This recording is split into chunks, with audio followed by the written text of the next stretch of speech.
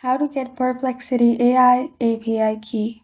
Hi everyone, I'm here to assist you today. Without any delay, let's jump right in.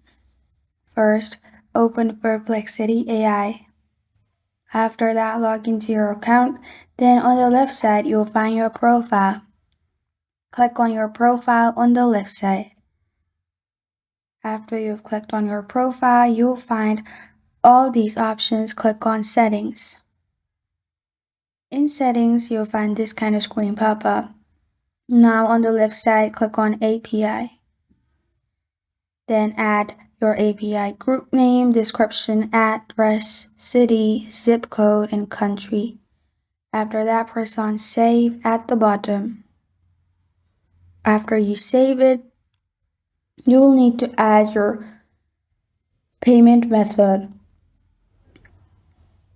As you can see, there are options for card or bank. Select the one you prefer, add all the information, and press on Done. After that, it will generate a API key for you, and this is how to get Perplexity AI API key. Thank you for joining me today. If this video helps you out, please leave a like and subscribe. For more. Got a question or want to suggest a topic, comment below. Thank you for watching.